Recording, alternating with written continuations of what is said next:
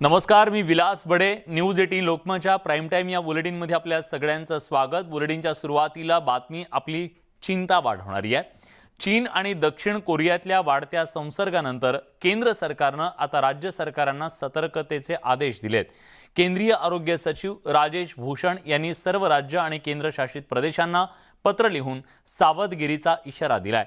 कोरोनाच्या नवीन रुग्णांची संख्या चिंताजनक नाही असा विचार करून कोणत्याही राज्यातले सरकार आणि प्रशासन बेफिकीर राहू नये असं या पत्रात नमूद केलंय. सतर्क राहताना चाचणी, शोध, उपचार, लसीकरण आणि कोविड अनुकूल वर्तन यावर भर द्यायला सांगण्यात आलाय. जीनोम सिक्वेन्सिंगवर भर, कोविड-19च्या परिस्थितीवर बारकाईने लक्ष ठेवावं अशा सूचना यावेळी केंद्र सरकारकडून देण्यात आल्यात. लसीकरणासाठी नागरिकांमध्ये जागृती करण्याच्या सूचना सुद्धा देण्यात आल्यात. मास्क आणि सार्वजनिक ठिकाणी सोशल डिस्टन्सिंगचं पालन करावं असंही केंद्र सरकारनं या पत्रात नमूद केलंय. यानंतर बातमी नाशिककरांसाठी अतिशय महत्त्वाची आहे. मुंबई पुण्याच्या धर्तीवर नाशिकही आता कोरोना निर्बंध मुक्त होणार आहे. पालकमंत्री छगन भुजबळ यांच्या आढावा बैठकीत हा महत्त्वाचा निर्णय घेण्यात आला. येत्या 2 दिवसात नाशिक शहरासाठी नवी नियमावली जाहीर करण्यात येणार असल्याचं छगन भुजबळ यांनी स्पष्ट केलंय.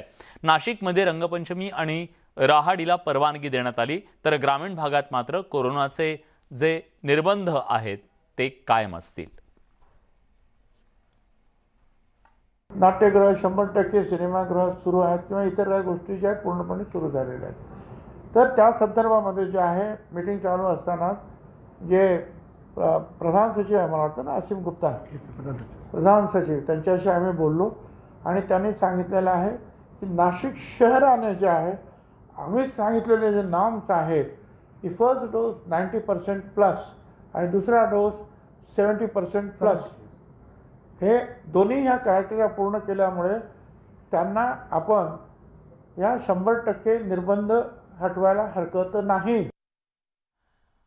महाविकास आघाडीचे 25 आमदार आमच्या संपर्कात असल्याचा गौप्यस्फोट केंद्रीय मंत्री रावसाहेब दानवेंनी केलाय.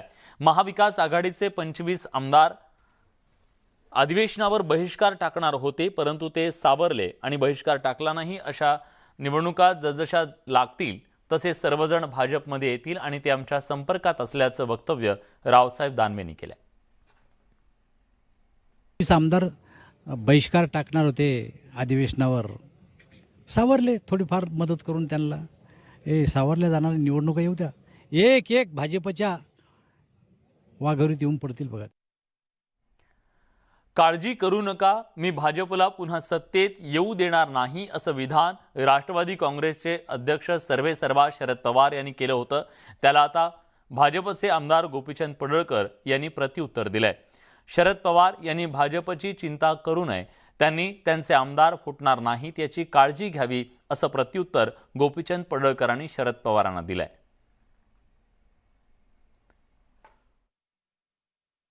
लोकप्रतिनिधींचा आमच्या नेतृत्वावरती ठाम विश्वास आहे.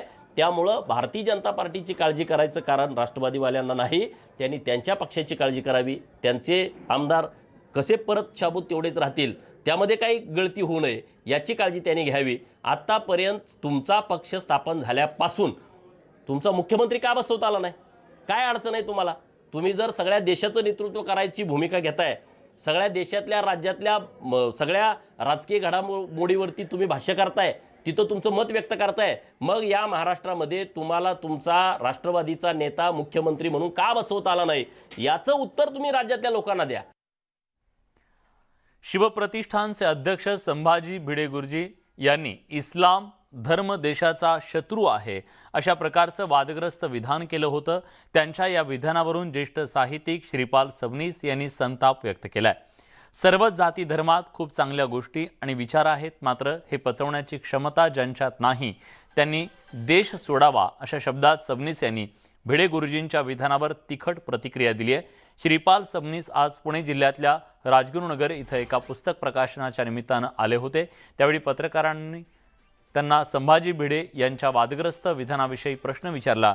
त्यावर त्यांनी आपली रोखठोक भूमिका मांडली. संभाजी महाराज आज नाही आहे, औरंगजेब नाही आहे, पण औरंगजेब आज एक पाकिस्तानच्या रूपाने बांगलादेशच्या रूपाने गाव असलेल्या मुसलमानच्या रूपाने आज शिल्लक आहे. तो इस्लाम हा खरा आपल्या देशाचा शत्रू आहे आणि तो अनेक रूपात गावोगावी हिंदुस्थानमध्ये सुद्धा नांदतोय, हिंदुस्थानच्या बाहेरही नांदतोय. त्या इस्लामला त्याच पोटतिडकीने उत्तर देण्याची ताकद हिंदू समाजात संभाजी महाराजांच्या स्मरणातून त्यांना श्रद्धांजली होऊन आपण मिळवली पाहिजे आणि ती मिळते. सर्व धर्मामध्ये खूप चांगल्या गोष्टी आहेत.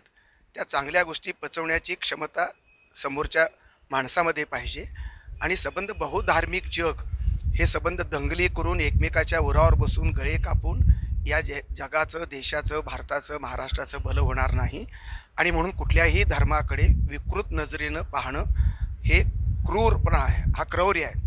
आणि ही संस्कृती, अशा प्रकारचं क्रौर्य भारतीय संस्कृती आणि वैदिक संस्कृती शिकवत नाही.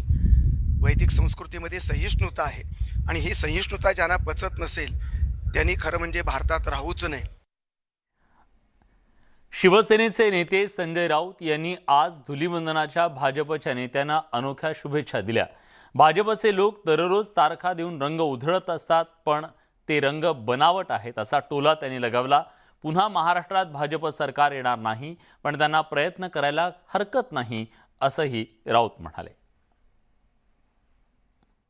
कारण रोज ज्या तारखा देत आहेत आमचे मित्र BJPतले, रोज रंग उधळत आहेत, नकली रंग आहेत ते.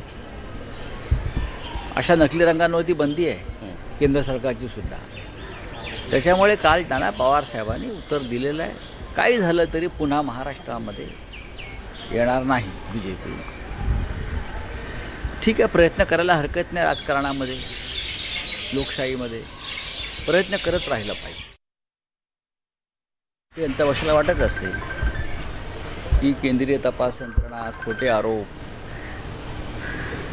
चिखलफेक हे करून महाविकास आघाडीचे आमदार, खासदार, नेते यांचं मनोबल जर ते खाली आणण्याचा प्रयत्न करणार असेल तर चुकीचं आहे. असं होणार नाही. आपण पाहताय आम्ही सगळे किती मजबूतीने उभे आहोत. आणि काल माननीय शरद पवारजी यांनी जे सांगितलेलं आहे, जो विश्वास दिलेला आहे की घाबरू नका, मी पुन्हा महाराष्ट्रामध्ये भारतीय जनता पक्षाला येऊ देणार नाही, हे त्यांचं विधान आणि त्यांची भूमिका ही फक्त राष्ट्रवादी काँग्रेस पक्षाची नाही, तर ते महाविकास आघाडीच्या वतीनं सुद्धा त्यांनी ती भूमिका मांडली. जनता पक्षाच्या दंडात ताकद आहे असं त्यांना वाटतं, पण तसं नाही आहे. कारण ते समोरून वार करत नाहीत, पाठीमागून वार करतात. पण काय हरकत नाही, राजकारणामध्ये असे पाठीमागचे हल्लेसुद्धा पचवायचे असतात, ते आम्ही पचवतो आणि उभे आहोत. 2.5 वर्ष झाली ना ठाकरे सरकारला, आणि आता 2.5 वर्ष अजून जातील, परत निवडणुका होतील आणि पुढली 5 वर्ष पुन्हा आम्ही सत्तेवरती येणार. त्यांचं मनोबल वाढलेलं आहे. गोवा काय आहे त्यांना लवकरच कळेल. गोवा पोर्तुगीजांनाही कळलं नव्हतं, गोवा इंग्रजांनाही कळलं नव्हतं, आणि त्यानंतर अनेक वर्ष गोवा अनेक राजकीय पक्षांनाही कळलं नाही गोवा काय आहे आणि गोव्याचं राजकारण काय आहे. हे आमचे मित्र फडणवीस यांना लवकरच कळेल, काय हरकत नाही. गोवा जिंकून आल्यामुळे महाराष्ट्रात त्यांचा आत्मविश्वास वाढला असेल तर माझ्या त्यांना शुभेच्छा आहेत. कोल्हा आला रे आला असं म्हणत माझी चेष्टा कराल आणि गाफील राहाल तर कधी कधी कोल्हा आला हे कधी समजणार सुद्धा नाही, अशा शब्दात भाजपचे प्रदेशाध्यक्ष चंद्रकांत पाटील यांनी संजय राऊत यांना फटकारलंय. तर शरद पवार यांच्यावर बोलताना त्यांनी बोलण्याचं स्वातंत्र्य आहे, मात्र कधी निवडणूक झाली तर भाजप 160 ते 170 जागांवर विजय मिळवेल असा विश्वास त्यांनी व्यक्त केलाय. संजय राऊत म्हणतात की माझे मित्र आहेत ते अनेक वेळा तारखा देत आहेत वारंवार. आज धुळवड आहे आणि भाजपचा रंग हा नकली आहे. मी वारंवार असं म्हटलं की काशीस जावे नित्यवाला, आणि तेवढं स्वातंत्र्य मला आहे ना की या दिवशी सरकार येणार आहे, त्या दिवशी सरकार येणार आहे. आणि त्यामुळे कोल्हा आला रे आला नावाची एक गोष्ट आम्ही लहानपणी शिकलो, की ज्याच्यामध्ये रोज म्हटलं जायचं की बा आज कोल्हा येणार आहे, जागे राहा जागे राहा. आणि एखादी म्हणाले एक काहीतरी थापा मारतो म्हणून सगळे झोपले. कोल्हा आला आणि घेऊन गेला कोंबड्या बिड्या. बातमी काँग्रेसमधली आहे. काँग्रेसमध्ये अंतर्गत कलह सुरू असताना पक्षाचे नेते गुलाम नबी आझाद यांनी सोनिया गांधींची भेट घेतली. पक्षातील गटबाजी संपुष्टात आणण्यासाठी सोनिया गांधी सरसावल्यात. 5 राज्यातल्या पराभवामुळे पक्षातील G23 गटानं आक्रमक भूमिका घेतली. त्यांनी पक्षाच्या नेतृत्वाला आव्हान दिलं. त्यामुळे या भेटीला महत्त्व प्राप्त झालंय. तर नेतृत्व बदलाचा प्रश्न नसल्याचं आझाद यांनी सोनिया गांधींच्या भेटीनंतर म्हटलंय. क्वेश्चन अभी तो लीडरशिप का कोई सवाल नहीं आया था. जब मिसेस गांधी ने ऑफर किया था तो हम सब लोगों ने इनसे किया कि आप कंटिन्यू कीजिए, जब क्योंकि जो हमने पार्टी के इलेक्शन करने हैं वो उस वक्त बात होगी. अभी तो पार्टी के इलेक्शन नहीं हो रहे हैं, कुछ महीनों में होंगी. उस वक्त कौन पार्टी प्रेसिडेंट बनेगा कौन नहीं बनेगा वो उस वक्त के जो वर्कर्स हैं वो फैसला करेंगे. आज तो पार्टी प्रेसिडेंट की कोई जगह खाली नहीं है. जो मिसेस गांधी ने वर्किंग कमेटी में ऑफर किया था कि अगर आपको नहीं चाहिए तो हम छोड़ देते हैं, तो हम सब लोगों ने, चाहे वो किसी भी ग्रुप का हो किसी भी सोच का हो, सब ने मिलकर हमने कहा कि नहीं मिसेस गांधी आप कंटिन्यू कीजिए, हमें कोई प्रॉब्लम है, लेकिन कुछ सुझाव हैं और ठीक करने को संगठन के लिए.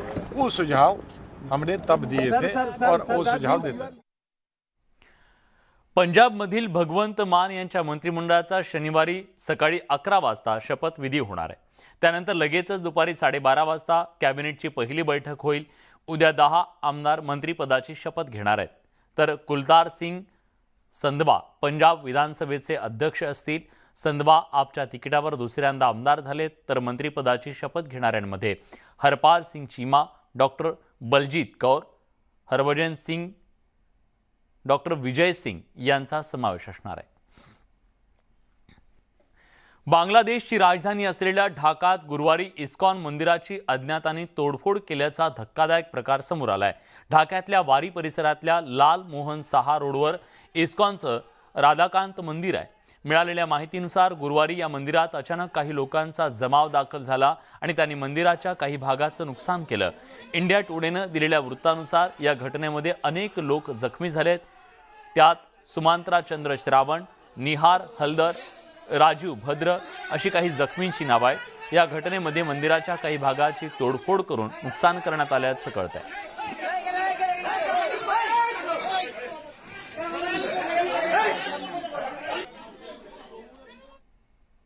यानंतरची बातमी आहे रशिया युक्रेन यांच्यातल्या युद्धाची. रशियाच्या हल्ल्यामुळे युक्रेनची राजधानी असलेल्या कीवमध्ये अनेक इमारतींची मोठी पडझड झाली आहे. अनेक इमारतींना आग लागली आहे. आता आग शमवण्यासाठी स्थानिक प्रशासनाकडून शर्थीचे प्रयत्न सुरू आहेत. अग्निशमन दलाच्या बंबांकडून आग लागलेल्या इमारतींवर पाण्याचा मारा केला जातोय, पण प्रशासन सध्या हतबल दिसतंय. एकंदरीत हल्ल्याचं स्वरूप पाहता इमारतींना लागलेली आग लवकरच संपुष्टात येणार नाही असं प्रशासनाकडून स्पष्ट करण्यात आलं.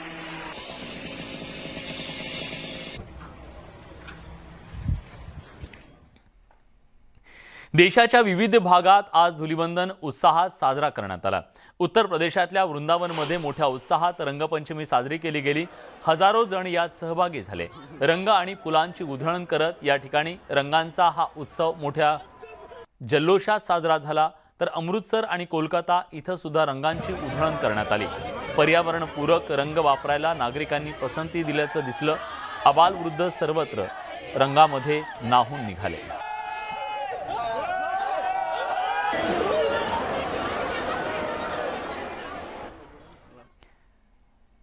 देशभरात होळीचा उत्साह पाहायला मिळतोय. भाजपचे अध्यक्ष JP नड्डा यांनी होळीनिमित्त कार्यकर्त्यांची भेट घेतली आणि होळीचा उत्सव साजरा केला.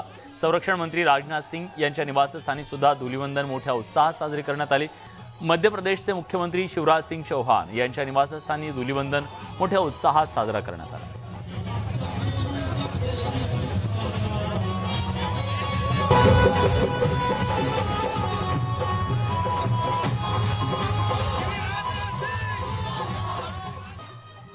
आणि आता बघूयात राजकीय धुळवडीच्या काही महत्त्वाच्या बातम्या. ठाण्याचे पालकमंत्री एकनाथ शिंदेंनी ठाण्यात टेंभी नाका इथं आनंद मठात धुळवड साजरी केली. यावेळी मोठ्या संख्येनं नागरिकांची उपस्थिती होती. सगळ्यांनी रंगात चिंब होऊन धुळवड साजरी केली.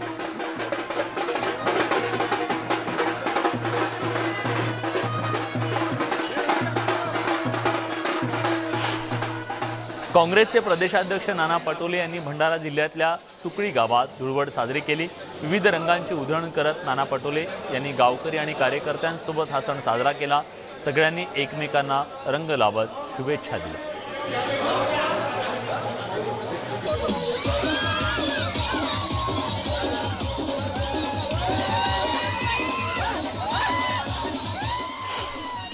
होळीच्या निमित्तानं खासदार नवनीत राणा या मेळघाटात दाखल झाल्या. अमरावतीच्या खासदार नवनीत राणा आणि आमदार रवी राणा हे दाम्पत्य दरवर्षी अमरावती जिल्ह्यातल्या मेळघाटात आदिवासी बांधवांसोबत होळी सण साजरा करतं. यंदाही ते मेळघाटात पोहोचले. यावेळी नवनीत राणा यांनी आदिवासी बांधवांसोबत नृत्य केलं, ठेका धरला. बासरी ढोलकीच्या तालावर खासदार नवनीत राणा यांनी नृत्य करत सगळ्यांचं लक्ष वेधून घेतलं.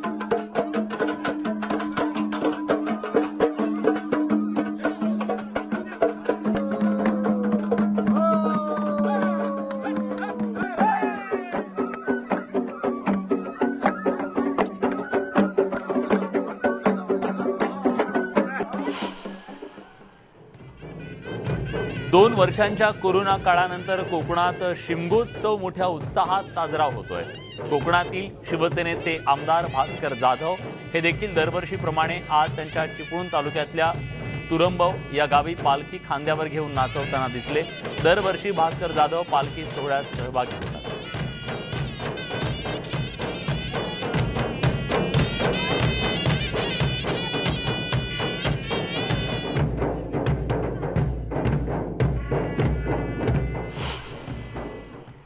मुंबईच्या माजी महापौर किशोरी पेडणेकर गेली 2 वर्ष मुंबईकरांना कोरोनाच्या नियमांचं पालन करायला सांगत होत्या. पण आता जेव्हा प्रादुर्भाव कमी होतोय तेव्हा धुळवडीच्या दिवशी त्यांनी आपल्या वॉर्ड परिसरातल्या नागरिकांवर रंगांची उधळण केली आणि पाण्याचा वापर न करता कोरड्या रंगाची होळी साजरी करा असं आवाहन केलं.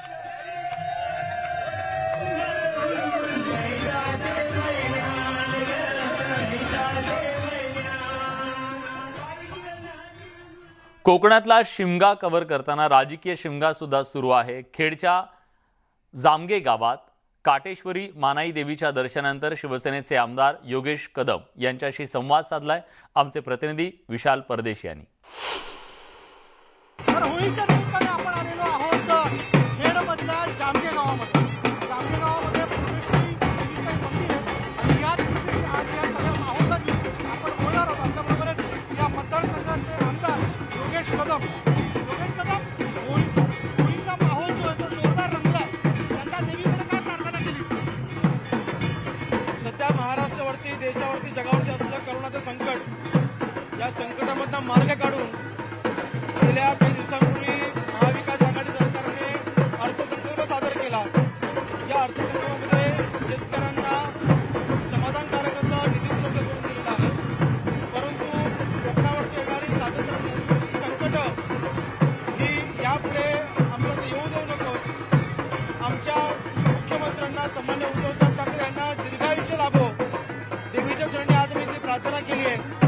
आणि सन्माननीय उद्धव साहेबांच्या नेतृत्वाखाली असणारे सरकार हेच 5 वर्ष नाही, या पुढेही काम सुरू करावं या दिवसासाठी प्रार्थना केलेली आहे. पण म्हणजे याचा अर्थ शिमगा कोणी करायचा आहे? शिमगा कोणी करायचा, बॉम्ब कोणी मारायची?